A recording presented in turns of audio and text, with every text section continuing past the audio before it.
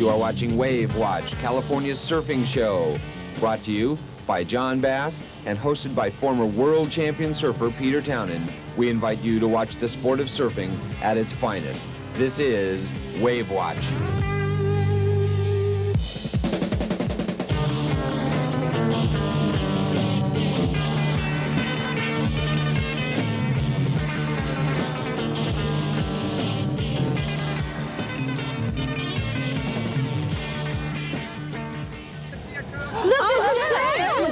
Hi girls, g'day, how are you? Good.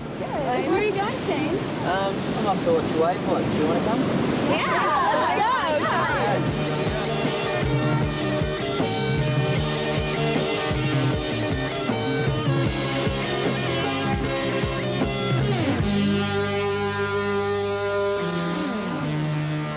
Hi, I'm Peter Townend and welcome to Wave Watch. We've got another great show for you today. We've got Shane Aran here all the way from Australia, and we'll be talking to him about his new movie Screamin' Blue. We also have Jamie Brisk today. He's been in a couple of movies himself lately. We'll be also talking with Bill Phelps from North Shore and Sean Collins from the Wave Track Surf Forecasting Company. We'll be talking to him about how to find those great waves. We'll also be talking to Chris Frohoff from the South Bay and last but not least Mark Fu from Hawaii with some home videos. We've got all that and more, but first off we're going to go to Screamin' Blue, a new movie from Shane Aran.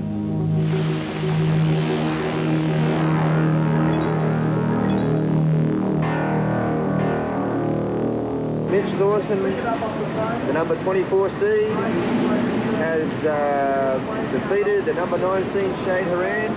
At Newcastle, I still haven't broken through my slump. I continue to be knocked out in the first round. This looks like I'm heading for my worst year ever. Here I was, at 32nd in the world, trying to go for a world title, and I was lucky to make the 16. For the past 10 years, I've finished in the top 5.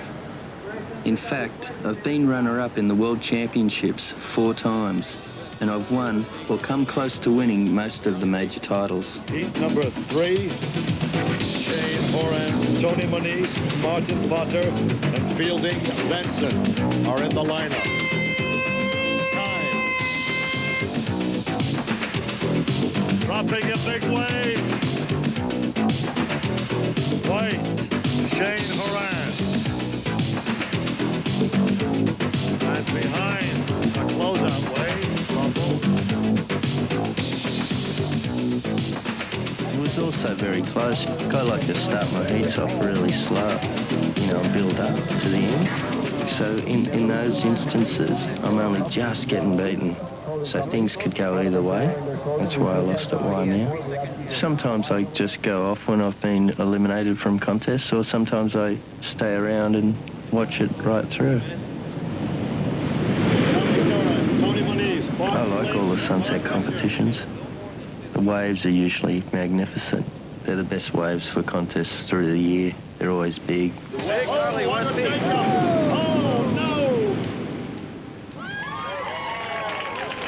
And the winner, Mark Richards. Well, that was some footage from a new film, Screamin' Blue, produced by Shane Aran and all about Shane Aran, and we're really honoured to have him here today. He's currently on a little break from the world tour, just finished up in Hawaii at the Gotcha Pro, and he stopped by here in California on his way to South Africa. Welcome to the show, Shane. Yeah, thanks Peter, it's good to be here on the beach, pretty comfortable. The movie, what motivated you to make a movie like this? It's a very, very important movie, I feel, and it's a lot different to any surf movie ever made. What was the motivation? I think, I've spent a lot of time in surfing, and I've seen a lot of surf movies that are just wave after wave, and I tried to get a movie that was not wave after wave, that's got a story in it. And it focuses on professional surfing and what actually does go on, how you get prepared, what your head's going through while you're actually in the contests. And I think that a lot of this stuff is good for people who have wanted to become professional surfers, people who are interested in sport, of getting themselves on a peak performance, and the ups and downs really of surfing. And it shows that side, a side that's never really been shown before. I've had a chance to check out the whole film, and it also seems to focus a lot on the frustrations a competitor can have. I mean, I can relate to that, having been on the tour for a long time, but you seem to really focus on, because all too often, most people only see the glory side. Yeah, that's right. Most movies you see, they're always winning. But in this one, it's, you know, there's a lot of losing, but it's still, in the back of my mind, I'm still trying to win, and people can pick this up, and you know, I show how to actually. I'm into Eastern philosophy, which is it really works on your insides and how you're feeling inside through it all, and that's what I really tried to show a lot. Is even though I'm losing, I'm trying to show what's happening inside my head and how I'm trying to get through the situation, because it was a really tough situation. You know, it documented the 1985-86 tour, and you finished up in the top 16. And the tour that we just finished up on, though, you missed out by one slot. You're pretty concentrating this year on getting back in there again? Yeah, I feel like last year I had the movie, I had a lot of concentration on the moving, and I feel it diversified my energy. I wasn't able to spend as much time in the water and train as hard as I'd like to, but I feel this year, like last year I lost by 45 points, finished 17th, but this year there's been injuries. Tom Carroll's injured himself this year, and I've got a few starts in the main events, so you know, I'm taking a lot of advantage of that, and I'm looking forward to a really good year. I've changed my equipment at the moment. I'm riding equipment that everybody else is riding, and now really it's just coming down to the experience that I've got, to my 10 years of experience, to put that into the contest. So this year on the circuit I'm looking to do better than 17th.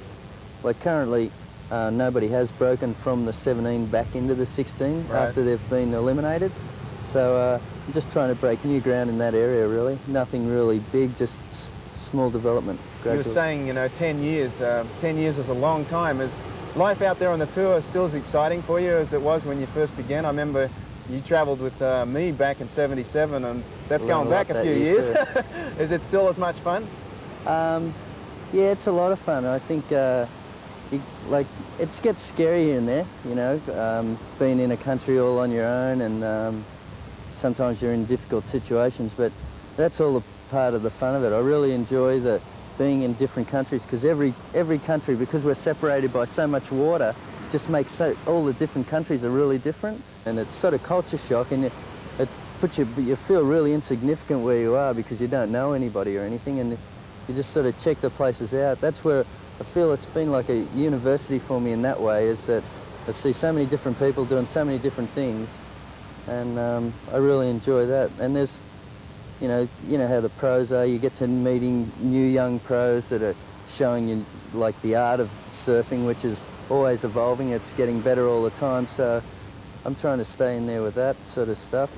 Well, you're relatively young still. I mean, what, 26 now? Yeah. I mean, there's quite a few guys that are still real contenders. Sean Thompson, Hans Heidemann, MR still capable of winning every now and again, and particularly when the surf's real good. So you've still got a lot of years if that's what you choose to put in. Yeah, that's what I feel. Like I've put a lot of years in, and I still like it, still enjoy it. So, and you look at Kareem, you know, like the guys, you know, getting on, really on, and you know, still playing great basketball. And I feel, you know, we've got guys out there that have already broken the ground. We just have to fill that up and then try and break new ground ourselves. In surfing, Sean Thompson's really breaking ground now. You know, he's 32, 33 now, and surfing, most people think that you know, there was a thought around at one stage where people thought, you know, when you're 24, 25, it's all over for you. But guys have stretched those limits now, and it's good. It's a professional sport. You have to maintain your professionalism in there. You've got to be fit and stuff. Yeah, so. you know, potentially because you got into it at such a young age, you were 17 when you first went out there on the tour, you could potentially be the first Kareem of pro surfing. Well, yeah, potentially. I have that potential. I've looked after myself over the years. I haven't done too much partying, and I've been into a pretty steady diet that the Japanese developed, the macrobiotic diet. And so it's definitely potential if I don't injure myself, which I haven't had any major injuries in my career, touch wood. But, back to the movie a minute. It's going to be showing around this summer, is that right? Yeah, it'll be shown at the late part of summer, probably after the contests are finished in America. and it'll be shown all up and down the East Coast and the West Coast. And it's a movie where you can take your chick because she'll get into it. You know, it's not one where you just go with your mates. Great. Well, we're stoked you could make it for the show today, and we wish you luck out there on the tour this year. And I'm sure you'll get back in the 16, no problem. Okay, thanks, Peter, and I'd like to say hi to my American friends. I do have a few out there. We'll be back in a moment. We're going to go and look at a great sequence from a new video by Gotcha called Waterborne of Shane just ripping it up at Belseyland, and then we'll be back with Jamie Brisk.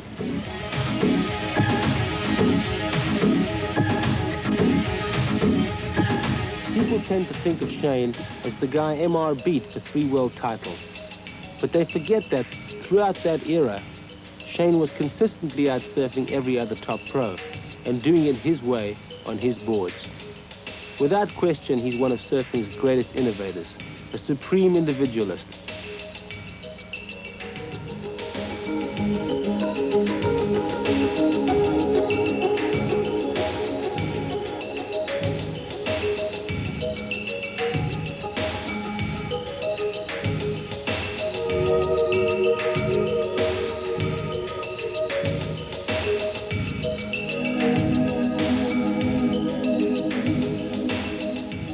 Hello, this is Jamie Brisk, Incorporated. And when I'm not on the tour surfing the competitions, I'm at home in front of the TV, watching Wave Watch with all my friends.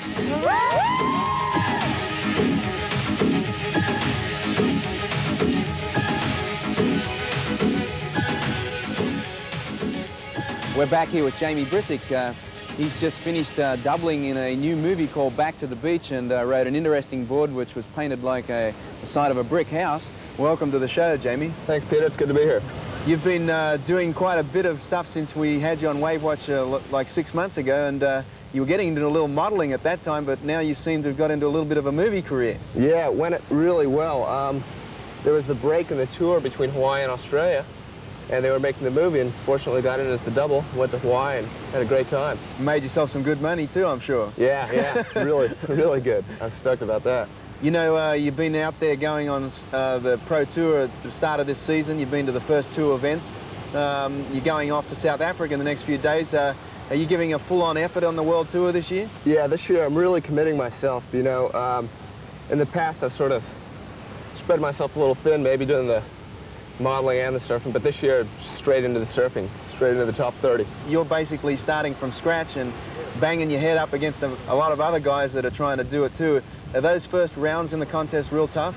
Yeah, it really is tough. You know, you got a 4-man heat, and with the conditions being small, sometimes there's a lot of hassling. It's a lot different than the man-on-man heats.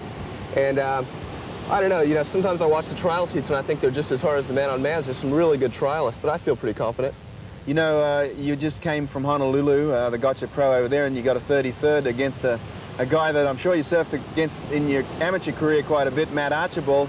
Is there a pack of guys right now from California that have all come through the amateurs that are kind of all competing? Kind of must remind you of being in, you know, WSA, NSSA competition. Yeah, absolutely. You know, so many of the guys I've surfed against for the past few years, I'm getting in the same heats in the trials, and it's good to see, you know, all the Californians up there. What's your favorite place on the tour? I'd say Australia. I think the standard of surfing is really high and it pushes me a lot. Do you think it's difficult though down there? You know, Yeah. Australia being so competitive, is it real hard for a Californian to go down there and compete? Yeah, I think it is. I'd say the trials in Australia are probably the hardest on the circuit, but I like that, you know, it just pushes me more. Well, we look forward to seeing some results out there on the tour this year, and hopefully you'll be in the top 30 when we have you back on next time. That'd be great. Thanks, Peter. Thanks for coming on. Thanks a lot. We'll be back in a moment with Sean Collins to talk a little bit about surf forecasting.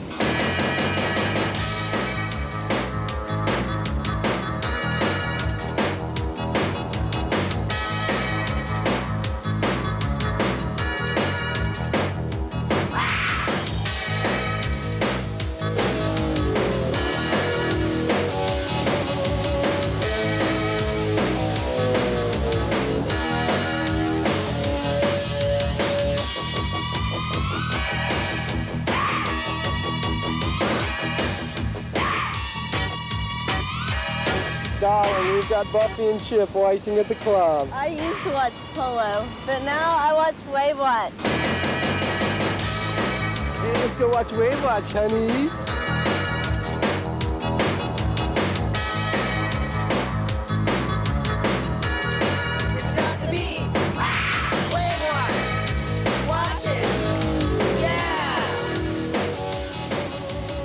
back here now with Sean